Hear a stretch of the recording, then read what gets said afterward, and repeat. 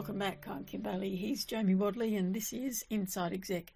We are up to the third part of our discussion with Kate O'Neill about all things AI and tech and future. And in this episode, we look at the increase in dependence on AI for recruitment and for processes within organisations, as well as communication styles that are based on AI templates, and what the dangers are and what the benefits are, particularly looking to the future. So we go back to, at a personal level, using AI and becoming competent in your own eyes with it. If we're looking at an individual who is open to being placed onto boards of management or director level or those sorts of areas, how do they incorporate that into their CVs? And on the other side of the coin, if you're a recruiter or you're looking to bring people into an organisation, how do you, in days past, it was the done thing to say, must be competent at Windows software or needs to be able to use Excel or those sorts of things. How do we incorporate that into our selection process? And what are we looking for when we interview people? Yeah, so funny. No, I think, Kim, this is really interesting because I feel like this ties us right back around to one of the earlier discussion points, which around human resources, right? Yep. We all, I think, probably have some familiarity with the fact that a lot of recruitment and hiring has gone the way of automation, right? There's most of what happens within at least larger organizations is through automated applicant tracking systems and AI search keywords and things like that. So many people have had the experience of being very frustrated during their job search process, of feeling like they're just shooting their resume or CV off into a void, never to be heard from again. Or if they do hear back, it's, in the form of an automated no thank you sort of response. And it feels, I think, to many people like there's just no way of getting around that. And here I'm going to say, again, this is where I think we got to look to what is it our human skills really teach us. And I think this is where relationship building really comes out strong. It's always been true. I mean, it's largely been true that one of the best ways to find work and find the kind of job you're looking for is to network with people who are inside the organization. But I think these days it couldn't be more true. I think if you're looking to break into, let's say, a board role, I don't think that we can rely on the terminology we use in our resume or CV to help us do that. I think we have to be sure that we're making the human connections and making sure we have the rapport and the relationships to be able to break through that wall of where people are going to be using ChatGPT or a much more sophisticated and specific system to filter out everything that they consider to be not exactly what they're looking for. And you might not be exactly what somebody is looking for, and yet you might be exactly what somebody is looking for. And that's this process of, we have to understand that people aren't as good as they think they are at prompting and using these tools yet. And we have to know that there are going to continue to be ways to get around these automated processes by just building relationships with people. I know that sounds like I'm being extremely flippant about how hard that is, but that's the important work to be done, is really trying to find the people inside these organizations, people who can introduce us into them, people who, know trusted individuals or can make those introductions. I mean, LinkedIn is still an awfully good tool for that kind of thing, for figuring out, you've got, if you've got an interest in working at XYZ company and you've got a friend who knows a friend at XYZ company, you've got to ask for that introduction. And I think it's something that we think we've gotten around now that there are so many steps of automation that we can bypass that whole thing, but it just doesn't have the same level of resonance for someone who's making the decision on the other end as it does when they think like, well, gosh, I really liked that Kim. We should really get Kim in here. She's a good one. It's interesting too, because over our 10 years, we've always focused on the human-to-human interaction, and that was at the forefront of every discussion we'd had.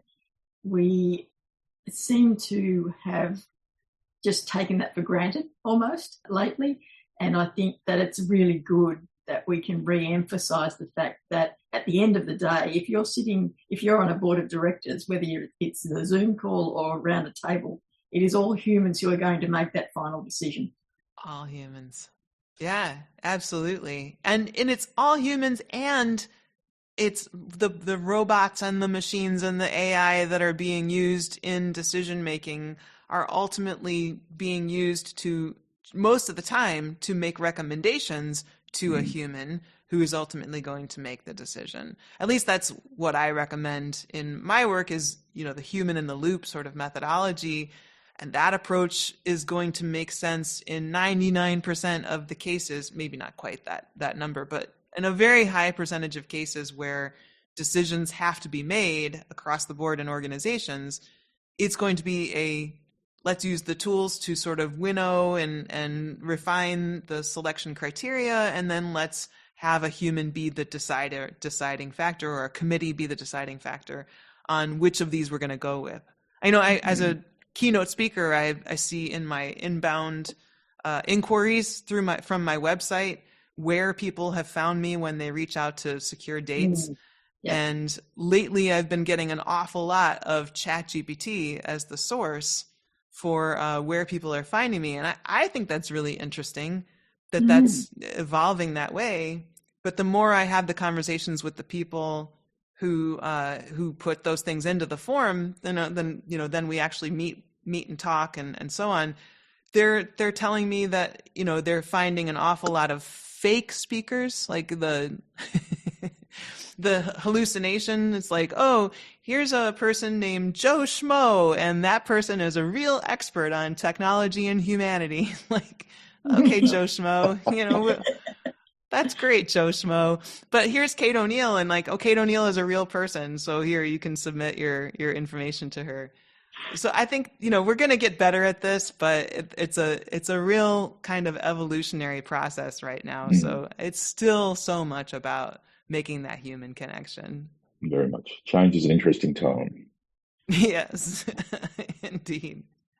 I will say that with the floral art side of things, I judged person to person a live competition, and then those designs were also entered into an online competition, which AI judged with my instructions. We both picked the same first place, and the second and third places were swapped around. Interesting. I just found that was interesting, because I had done the personal judging, and then I had instructed the AI on judging based on something that is widely recognised as the judging criteria, but it was the weighting of particular elements of design that I gave it, that it seemed to see more, and that might well be the case, that it saw more in the design in the image than I did in my 5 minutes of looking at it and doing the point score. That's really cool. I mean, it shows that you were very good at developing the criteria and communicating the criteria, and B, it seems like that's a really interesting case study for us to take forward and realize that even when we are very good at specifying the criteria, when we are involving sort of a mechanistic set of eyes, quote unquote, that there are things we can perhaps learn from how it sees, quote unquote. I'm going to be using a lot of scare quotes and air quotes in the way I respond to this, but that we have an awful lot that we can learn from observing what it's processing and what it's feeding back to us, and how it's making sense, quote unquote, of all of that. It's not making sense, because making sense is a human thing to do, but anyway. I also do a weekly video where it looks at an old design of mine, and it does an analysis, and then I talk through the analysis, and often it will point out things and I think, oh yeah, I could have done that. Why didn't I think of that? So I think that's part of it too. Yeah, like we're learning from these tools because these tools are composited from human knowledge. They are feeding back to us kind of best practices of human knowledge. And then in turn, we're learning like, oh, okay, when we write an email, we should write it in this way. Or when we write a LinkedIn post, it's going to be very effective if we structure it this way. And I think that tends to happen. We tend to, like, our own organic processes start to evolve toward what we see coming out of the output of generative AI. And I've seen people be very down on that. I've seen people be critical, like, oh no, we're all starting to sound like we're ChatGPT. And there is something negative about that, I can understand, but I also think that there's something positive to take away from that, which is, I mean, why not take that as an understanding of what learning looks like today? Like how we learn is to interact with a tool that's conversational, and that we ask it specific things and we say, oh, I'd like to understand, better how to weight floral art and according to these rating systems or whatever. And then when it comes back with what it has recognized in the images that it's looking at, you go like, I didn't notice that, or I didn't put that together, or that symbology was lost on me, or whatever. Now I see it. Now I'm taking that forward. I think there's nothing wrong with learning in any form we can learn. Why wouldn't we want to take away what information we can and be smarter and better and more prepared going forward?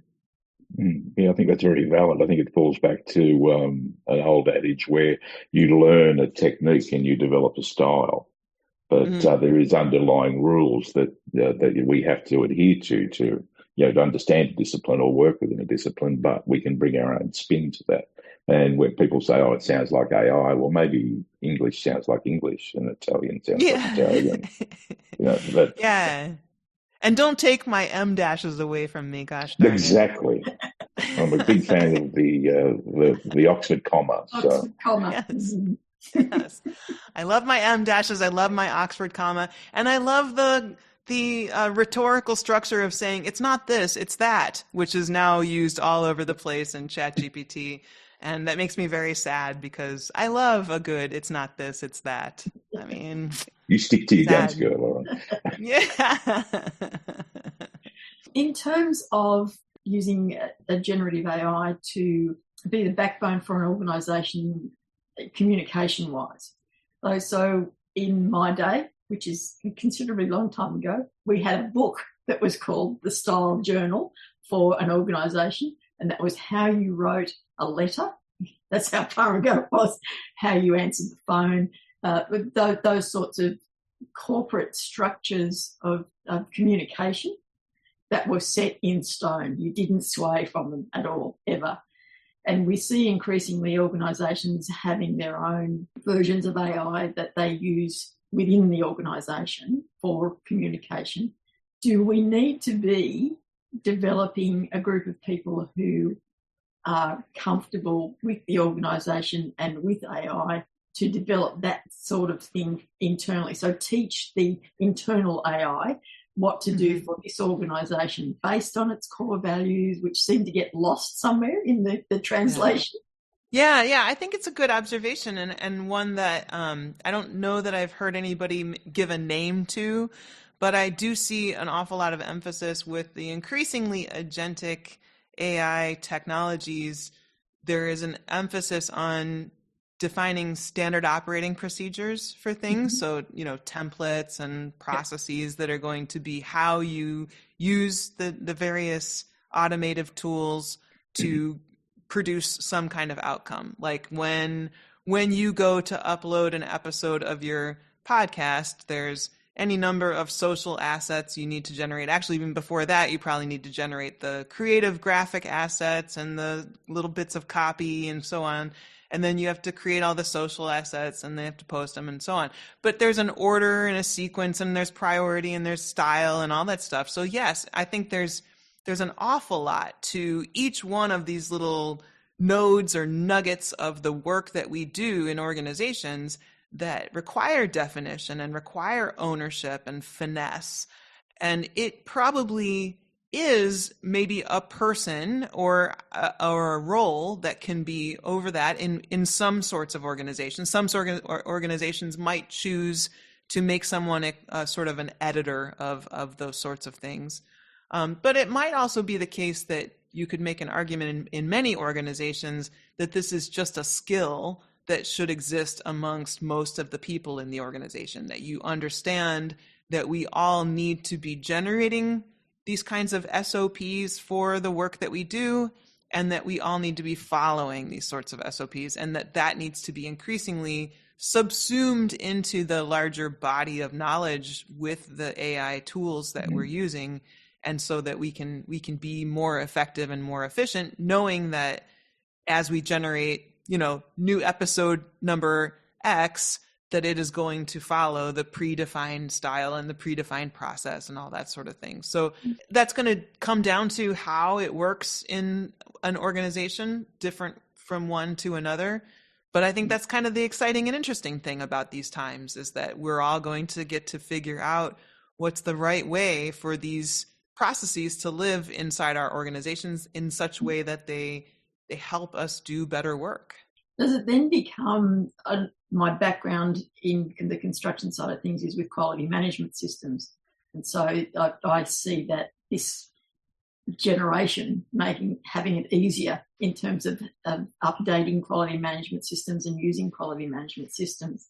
Does it then become an issue for commercial confidentiality, that one organisation has developed this and has got this in place, and we are the innovators, if we go back to your earlier discussion, and now we've got our competitors who want to catch up. Yes. The information theoretically is available. Can they access it? Should they access it? Should we be finding some way of maintaining it so it's private to the organisation? Yes. Yeah, you hit upon a big one there, because I think this is something that a lot of organizations are learning the hard way.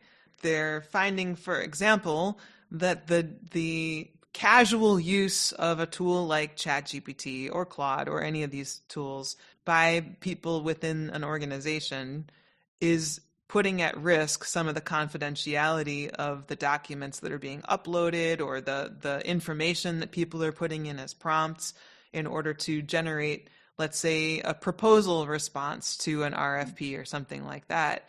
We might not necessarily want ChatGPT or Claude to be trained on the language of our proposal, because that might be proprietary. There might be something in there that's proprietary. We wouldn't necessarily want it to know what our pricing structure is, or our secret sauce that maybe only goes in the proposal. Or there may be true patient data or other kinds of really protected and governmentally protected types of information that gets compromised as a result of being uploaded for analysis or for creating related documents.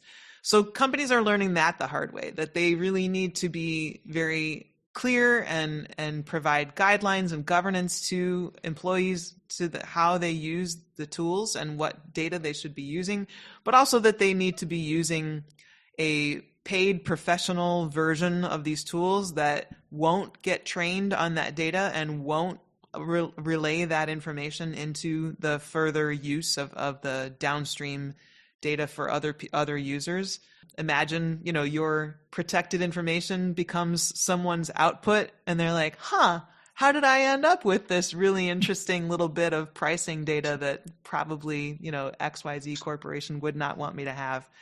So that's one thing. But I think, to your point, there is this kind of more nuanced, more kind of internal risk too, of we figured out a way to do things utilizing these technologies that is now a competitive advantage and is our own innovation. And we need to protect that, which is so much more gray than a lot of these other kind of document in, document out types of things. And that, I think, is going to be a pretty interesting frontier for the next few years, as increasingly agentic tools come into the mix too, that as companies figure out, if employee over here uses this SOP and that output goes over to employee over here, and then our automated procurement system, it's just a spaghetti mess of how that all interacts, but it still is proprietary and it still creates competitive advantage. And that's not necessarily protectable at this point, but it'll be really interesting to see how that takes shape over the next few years. Definitely. We're almost at the end of our time. I will give you an opportunity to talk about your most recent book, But I would also like to hear what is the next book that you're working on, because I can't imagine that you're finishing just on this latest one. It's funny. I mentioned after you read my introduction that I just got named to the Thinkers 50 list, and that's a huge honor. And one of the things that it's been encouraging me to do is really process and think, what am I doing next? Like, what am I going to put out next that kind of keeps up this trajectory of thinking about these things in increasingly, I guess they're not necessarily increasingly applied ways, because I think they increasingly moved into a more leadership and decision-making frame, but just maybe increasingly, to me, important and urgent ways. And so, what's next on that front? I don't have the answer yet. I am noodling on it, of course, but I think that's the direction of it, is that if you sort of look at my last 4 books, Pixels in Place, Tech Humanist, A Future So Bright, and What Matters Next, there is this through line of technology is changing things, and we need to figure out how we need to respond to that. And so it goes from being this very let's design it more human-centric to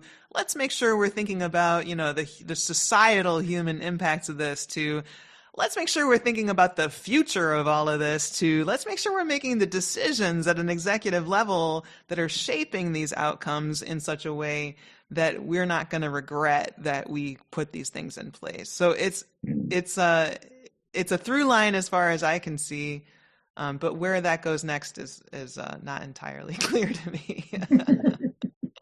If you have an idea, feel free to share it with me. I have one last question that was on our list, and I will preface it by saying, for those of you who may not see the video of the conversation, is that Kate has smiled the whole way through. I know of no other person who can smile for an hour plus and still talk at the same time. I call it resting bliss face. Very nice. I'm so going to use that. The question is the future as bright as you thought it was 12 months ago?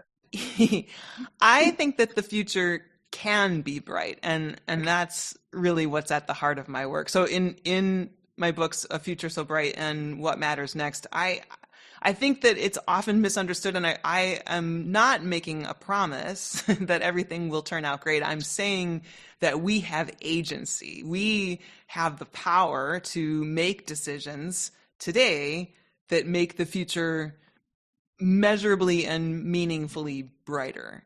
And to me, that's what strategic optimism is all about, and what strategic disappointment is about. It's what all of this discussion has been about. It's about actively choosing to see the possibilities that there are, not in a way that's naive, but in a way that's intentional, and about focusing our energy and our resources on what it is that we believe can create that real meaningful change for people. So that's how I think that we don't necessarily have the bright future. We just have the choice and the ability to create brighter futures if we so choose. Well, I think we've probably covered the things that we had hoped to cover. Is there anything that you would like to add that we haven't covered at this point in time? No, I think these were great questions and a great discussion. I'm hopeful that I'm seeing more leaders who are willing to ask hard questions and do the work and really build something that matters, and that gives me hope. And it's people like you that are facilitating those discussions, that with your listeners and with the people that you connect with, that really help give people the rigor that they need to go out there and make those discussions and make those decisions. So thank you for doing that. Well, thank you for joining us today. I'm glad that we managed to finally coordinate time zones and have the conversation, and you were not traveling today, which was a change. Right, exactly. I've been doing the time zone travel, and of course we're already separated by so many time zones, so challenging, but we did it. Congratulations to us. We did. I'm very much looking forward to your TEDx talk as well. So thank you, Jamie. Make sure you shoot us that link. Absolutely. Thank you both very much. And now, what time is it for you where you are? 10:05 in the morning. 10 in the morning. Oh, Thursday. okay. We're on Thursday already. That's right. That's right. Well, have a wonderful, I know, how is the future? Is it bright? It is. I've got shades waiting to be put on right now. Wonderful. Well, it's 6 p.m. for me, so on Wednesday. So I'm going to go enjoy that. But thank you for this discussion. It's been wonderful. Lovely evening. That's our very lively discussion with Kate O'Neill. For more information, just follow the links to her individual information on the website. For now, I'm Kim Bailey, he's Jamie Wadley, and this is Inside Exec.